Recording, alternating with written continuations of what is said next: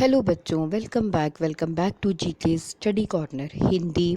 यहाँ पे आपको आपकी क्लास के हर चैप्टर को आसान भाषा में समझाया जाता है। तो बच्चों, हम कर रहे थे class 6 science chapter number 8 body movements. ये इस चैप्टर का थर्ड वीडियो है। अगर आप पहली बार मेरे चैनल से जुड़ रहे हैं तो आप इसके 2 वीडियोस को चैनल की प्लेलिस्ट में जाकर या फिर वीडियोस की लिस्ट में जाकर आसानी से देख सकते हैं। तो बच्चों, हम इस चैप्टर में इंसानी शरीर के बारे में पढ़ रहे थे।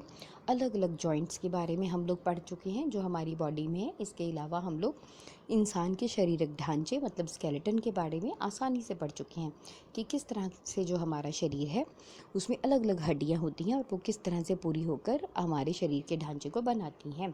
अब इसके बाद हमने बोन्स और मसल्स के बारे में भी पढ़ा। तो आज हम पढ़ेंगे गेट ऑफ एनिमल्स। गेट का मतलब है चलने का तरीका, मतलब जो एनिमल्स हैं अलग अलग जानवरों के चलने के तरीके के बारे में हम ध्यान से पढ़ेंगे। तो चलिए हम अपनी चैप्टर रीडिंग स्टार्ट करते हैं। गेट ऑफ एनिमल्स मतलब जानवरों के चलने का तरीका। सबसे पहले हम लोग पढ़ रहे हैं अर्थवॉर्म। अर्थवॉर्म मतलब केंचुआ।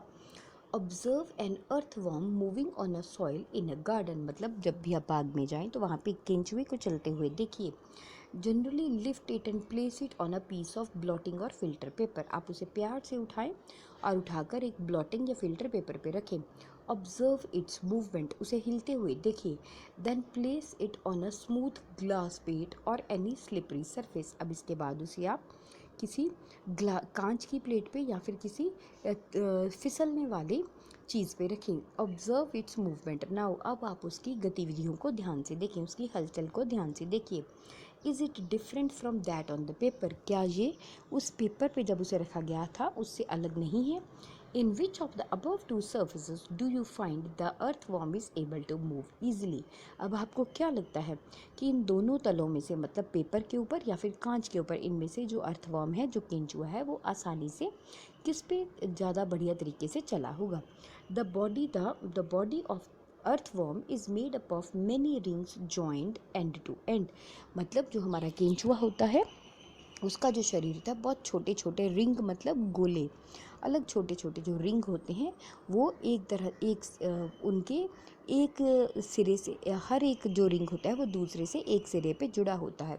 तो इस तरह से जो छोटे छोटे रिंग्स हैं वो जुड़कर इस केंचुए का शरीर बनाते हैं। An earthworm does not have bones, जो केंचुआ होता है उसकी हड्डियाँ नहीं होती। It muscles which help to extend and shorten the body, ये केवल इसके मसल्स ही होते हैं जिनकी वजह से यो लंबा मतलब वो अपने शरीर को लंबा या छोटा करता है। During the movement the earthworm first x tends the first part of the body, जब भी वो आगे चलता है तो जो केंचुआ रहता है वो अपने शरीर का आगे वाला भाग बढ़ाता है। Keeping the rear part fixed to the ground, और अपने शरीर के जो पीछे वाला हिस्सा है उसे वो ज़मीन पे फिक्स मतलब एक ही आकार में रखता है। Then it fixes the front end and releases the rear end, और इसके बाद जब वो आगे बढ़ जाता है तो जो आगे वाला उसका किनारा होता है उसके शरीर का वो उसको अकड़ा लेता है और पीछे वाले हिस्से को बढ़ाकर आगे बढ़ता है। It then shortens the body and pulls the rear end forward, मतलब वो अपने शरीर को सिकोड़ कर आगे और पीछे बढ़ता है। This makes it move forward bye a small distance, और इसी वजह से वो बहुत छोटी सी दूरी को तय करता है। रिपीटिंग सच मसल एक्सपेंशंस, इसी तरह से वो अपने जो मसल्स हैं उनको एक्सपैंड करके मतलब उनको बढ़ाकर, उनको फुलाकर और उन्हें इकट्ठा करके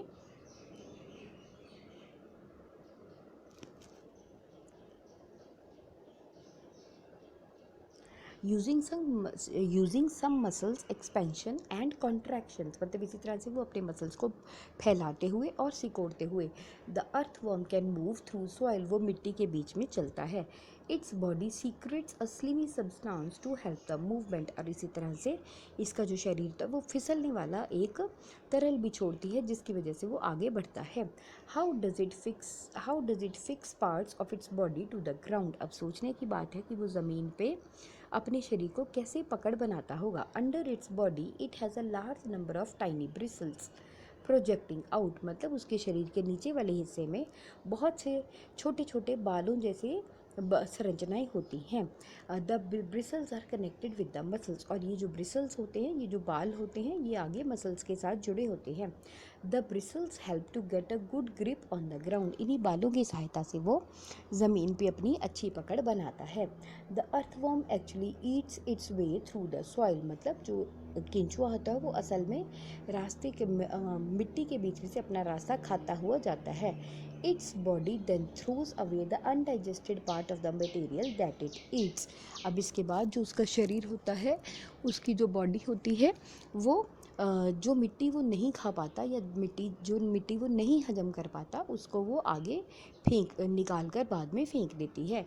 this activity of the earthworm makes the soil more useful for the plants, और अर्थवॉर्म की जो ये गतिविधि होती है, इसी की वजह से जो मिट्टी है वो अधिक उपजाऊ बन जाती है। अब हमारे पास है स्नेल। स्नेल का मतलब होता है घोंघा जी, जो आपको पिक्चर में दिखाया गया है।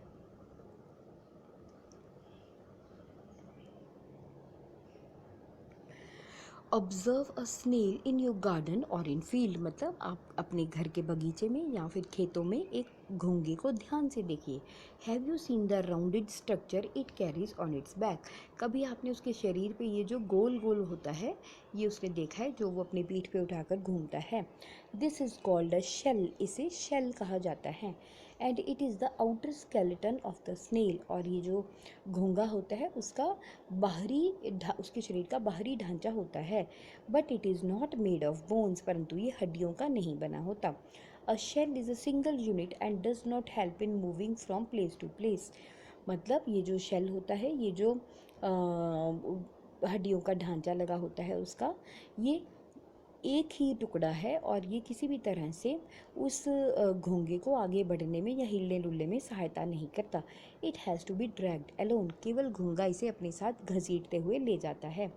Place a snail in a glass plate, अब आप एक घोंघा लेकर उसे कांच की प्लेट पे रखें। एंड वॉच इट, अब आप उसे ध्यान से देखिए। व्हेन इट स्टार्ट्स मूविंग, जब वो हिलना शुरू करता है, carefully lift the glass plate along with the snail over your head, अब आप ध्यान से जो कांच की प्लेट है उसे अपने सिर के ऊपर उठाकर अपने सिर के ऊपर कर लीजिए। Observe it's movements from the beneath, तो उसकी जो गतिविधि है या उसके हिलने का तरीका है, उसे नीचे से देखिए। A thick structure and the head of the snail may come out of an opening, मतलब जब जो घोंघा होता है उसके शरीर का मोटा सा भाग और उसका जो शरीर है वो बाहर निकल जाता है। Come out of the opening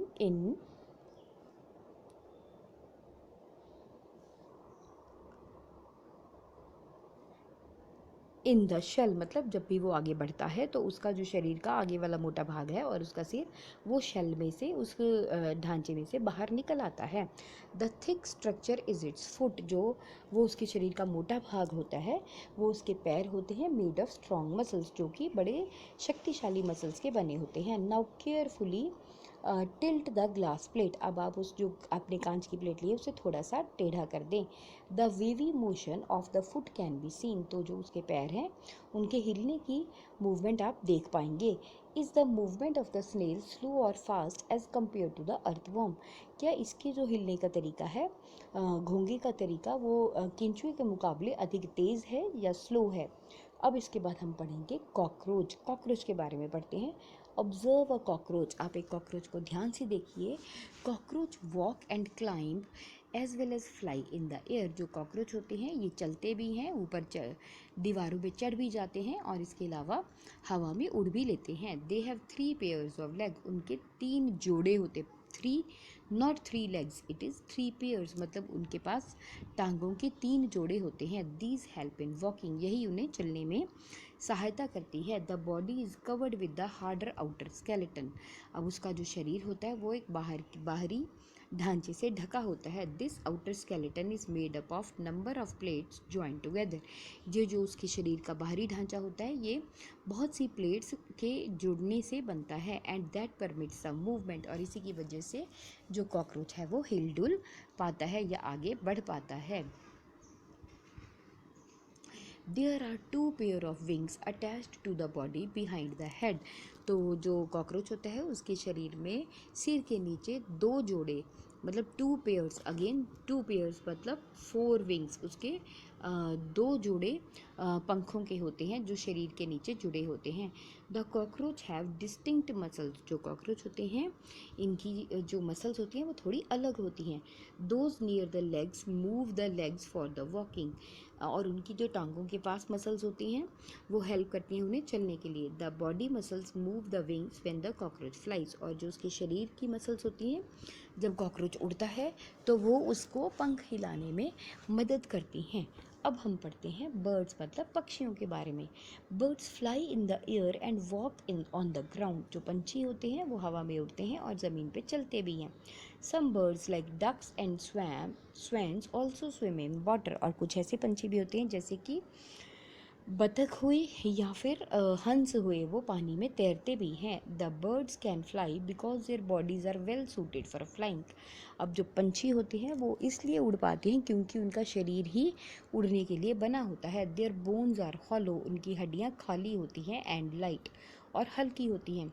bones of the hind limbs are typical for walking and perching, तो जो उनके पीछे वाला हिस्सा होता है शरीर का, उसकी जो हड्डियाँ होती हैं वो स्पेशल तरीके से बनती हैं जिसकी वजह से वो चल भी पाते हैं और शिकार भी पकड़ पाते हैं।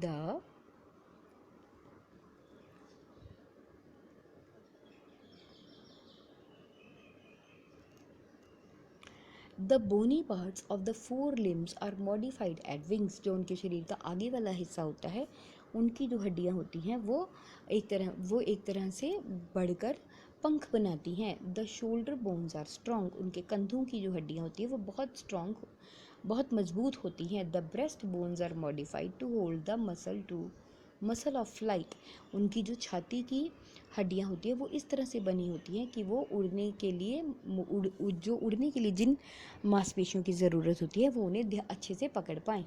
विच are used to move the wings up and down, और इन्हीं मसल्स की सहायता से, इन्हीं मांसपेशियों की सहायता से जो पक्षी होता है वो अपने पंखों को ऊपर नीचे हिलाता है। अब हम एक मछली के बारे में, फ़िश के बारे में पढ़ेंगे। यहाँ पे आपके पास एक छोटी सी एक्टिविटी है।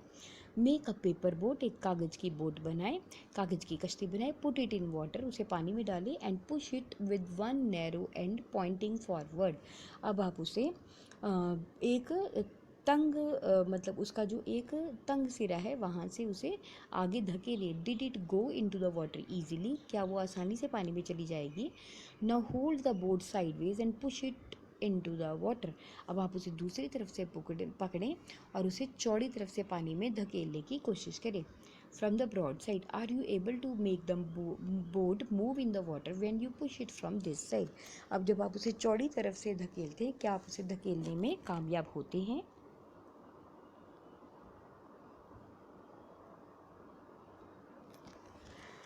हैव यू नोटिस्ड, क्या आपने ये कभी ध्यान से देखा है, that the shape of the boat is somewhat like a fish, मतलब जो हमारी मछलियाँ होती हैं उनके शरीर की जो शेप होती है वो किश्ती से मिलती है। The head and tail of the fish are smaller than the middle portion of the body. अगर हम मछली को देखें तो जो उसका सिर होता है और जो उसकी पूँछ होती है वो उसके शरीर के बीच वाले भाग से कहीं छोटे होते हैं। The body tapers at both the ends, मतलब उसकी जो शरीर के दोनों किनारे, शरीर और उसका सिर और जो उसकी पूँछ है वहाँ पे जो बॉडी है वो उसकी चौड़ाई कम हो जाती है। This body shape is called streamlined, तो इसी तरह की जो शरीर का आकार होता है उसे स्ट्रीमलाइंड बॉडी कहा जाता है। The shape is such that water can flow around it easily and allow the fish to move in water. अब ये जो आकार होता है ये इस तरह का है कि इसकी वजह से जो पानी है वो उसके आसपास आसानी से बह सकता है और उसकी वजह से जो मछली है वो आसानी से पानी में आगे बढ़ पाती है। The skeleton of the fish is covered through strong muscles, अगर जो हमारी मछली होती है उसका जो शरीर का ढांचा होता है वो बहुत ही मजबूत मांसपेशियों से ढका होता है। During swimming the muscles make the front part of the body curve to one side. अब जब मछली तैरती है तो उसके शरीर के आगे वाले हिस्से के मांसपेशियाँ होती हैं वो उसे एक तरफ को मोड़ देती हैं। And the tail part swings forward towards the opposite side, और जो उसकी पूँछ होती है वो दूसरी तरफ उल्टी दिशा में लहराती है। The fish forms a curve as shown in figure 8 8.24। तो जो मछली होती है वो जो आपकी फिगर 8.24 है उसकी तरह एक कर्व बनाती है। कर्व मीन्स थोड़ी मुड़ी होती है। Then quickly the body can curve to the other side, और तभी तुरंत जो उसका शरीर है वो दूसरी तरफ मुड़ जाता है। दिस मेक्स अ जर्क, इसी की वजह से एक झटका जैसा लगता है। And pushes the body forward, और इसी की वजह से उसका शरीर है वो आगे की तरफ धकेला जाता है। The series of such jerks made the fish swim, और इसी तरह के झटके देकर जो मछली है वो तैर पाती है। This is helped by the fins and tail, और इसको तैरने के लिए उसके जो फिन्स होते हैं, गलफड़े होते हैं, और इसकी जो पूँछ होती है वो उसको तैरने के लिए सहायता करती है।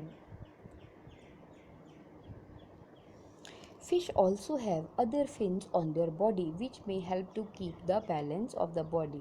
मतलब जो मछलियाँ होती हैं उनके शरीर में और भी फिन्स होते हैं जो कि उन्हें अपने शरीर का बैलेंस बनाने में सहायता करते हैं। एंड टू कीप डायरेक्शन, और दिशा भी वाइल स्विमिंग, और तैरते हुए उन्हें दिशा बनाए रखने में भी सहायता करते हैं। Did you ever notice that under water divers wear fin like flippers on their feet to help them move easily in the water? क्या आपने कभी इस बात को महसूस किया है कि जो गोताखोर पानी में, गहरे पानी में गोता लगाते हैं वो हमेशा अपने पैरों में फिन लाइक्स, मतलब अपने पैरों में फिन्स की तरह कुछ पहनते हैं, फ्लिपर्स पहनते हैं, जिसकी वजह से वो पानी में आसानी से आगे बढ़ पाते हैं। अब आपको आगे पढ़ेंगे हाउ डू स्नेक्स मूव, मतलब जो आपके सांप है वो किस तरह आगे बढ़ते हैं। Have you seen a snake slither? क्या आपने कभी एक जो सांप होता है उसको आगे घिसटते हुए देखा है? Does it move straight? क्या वो कभी सीधा चलता है? Snakes have a long backbone, जो सांप होते हैं उनकी रीढ़ की हड्डी बहुत लंबी होती है। They have many thin muscles, उनके बहुत पतले पतले मसल्स होते हैं। They are connected to each other even though they are far from one another, उनके जो मसल्स होते हैं वो चाहे एक दूसरे से दूर होते हैं परंतु वो एक दूसरे के साथ बहुत अच्छी तरह से जुड़े होते हैं। Muscles also interconnect the backbone, तो ये बैकबोन, रिब्स एंड स्किन, और ये जो उनके मसल्स, मांसपेशियाँ होती हैं वो उनकी रीढ़ की हड्डी, उनकी रिब्स मतलब उनके जो छाती का हिस्सा होता है वो, एंड स्किन और उनकी चमड़ी से भी जुड़े होते हैं। The snake's body curves into many loops, जो सांप का शरीर होता है वो कई लूप मीन्स वो कई तरह के मोड़ों में कई तरह के मोड़ लेकर आगे बढ़ता है। Each loop of the snake gives it a forward push bye presenting against the ground, by pressing against the ground, मतलब शरीर जब जो सांप है वो किसी एक तरफ मुड़ता है और वहाँ से दूसरी तरफ मुड़ता हुआ लूप बनाता है तो उसकी वजह से जो उसका शरीर है वो ज़मीन को दबाते हुए आगे बढ़ जाता है। Since it's long body makes many loops, क्योंकि उसका शरीर लंबा है इसलिए वो एक समय पे बहुत से लूप्स बनाता है। And each loop gives it this push, और हर लूप जो है वो उसे आगे को धकेलता है। The snake moves forward very fast and not a straight line, जो स्नेक होता है, जो सांप होता है वो आगे बहुत तेज़ी से बढ़ता है और एक सीधी रेखा में नहीं चल पाता। We have learned about the use of the bones and muscles for the movement of different animals, मतलब अभी तक हम अलग अलग जानवरों की हड्डियाँ, उनकी मांसपेशियों और उसकी वजह से जो वो मूवमेंट करते हैं इसके बारे में हम आसानी से पढ़ चुके हैं। Paheli and Bujho have many questions in their sacks about the different movements of animals। अब जो पहेली और बूझो हैं उनके मन में अलग अलग जानवरों की अलग अलग गतिविधियों के बारे में बहुत से प्रश्न हैं। सो must you be having any unanswered question buzzing in your, कि आपके दिमाग में भी कुछ ऐसे प्रश्न हैं जो आपके दिमाग में या घूम रहे हैं। The ancient Greek philosopher Aristotle in his book Gate of Animals asked himself these questions। अगर हम देखें तो जो ग्रीस के महान ग्रीस फिलोसोफर थे एरिस्टोटल, उन्होंने अपनी किताब गेट ऑफ एनिमल्स, मतलब जानवरों के चलने के तरीका, उन्होंने जो बुक लिखी थी उसमें ये क्वेश्चंस उन्होंने अपने आप से पूछे हैं। Why do different animals have the body parts that they do have and how do the body parts help the animal to move the way they do. मतलब उन्होंने ये पूछा है कि अलग अलग जानवरों के अलग अलग शरीर के हिस्से क्यों होते हैं और जो जानवर होते हैं वो इन अपने शरीर के हिस्सों को किस तरह से आगे बढ़ने में सहायता लेते हैं। What are the similarities and differences in these body parts between different animals। मतलब अलग अलग जो जानवर होते हैं उनके अलग अलग शरीर के भागों का उन्हें क्या लाभ होता है, क्या नुकसान होता है, अलग जानवरों के शरीर के अलग भागों में क्या समानताएं हैं और क्या विषमताएं हैं। How many body parts are needed by a different animal for moving from one place to from place to place. मतलब एक जो जानवर होता है एक उसको एक जगह से दूसरी जगह जाने के लिए किन किन बॉडी पार्ट्स या किन किन मसल्स को हिलाना पड़ता है। Why two legs of human and four for cows and buffaloes. तो एरिस्टोटल ने ये भी पूछा है कि इंसानों की 2 टांगें क्यों होती हैं और भैंसों या गाय की 4 टांगें क्यों होती हैं। Many animals seem to be having an even number of legs. Why? कितने ही जो जानवर हैं सबकी जो टांगें होती हैं वो इवन होती हैं, मतलब या 2 या 4, ऑड क्यों नहीं होती। Why is the bending of our legs different from our arms. जो हमारी टांगें हैं वो हमारी बाजुओं के मुकाबले अलग क्यों मुड़ती हैं। So many questions. तो उन्होंने बहुत से प्रश्न पूछे हैं and perhaps we have looked for some answers through the activities in this chapter. और काफ़ी हद तक जो है हमने अपनी एक्टिविटीज़ के द्वारा इन प्रश्नों के जवाब ढूंढ लिए हैं। And we need to look for many more answers. और इसी तरह से बाकी के जो जवाब हैं हम उन्हें भी ढूंढते ही रहेंगे। सो आई होप बच्चों आपको ये चैप्टर बहुत आसानी से समझ आ गया होगा। फिर भी कहीं कोई डाउट हो तो आप मुझे पूछ सकते हैं। इस चैप्टर की फुल एक्सरसाइज और क्वेश्चन आंसर्स मैं आपको अगले वीडियो में दूंगी। Thank you. Keep liking and subscribing my channel.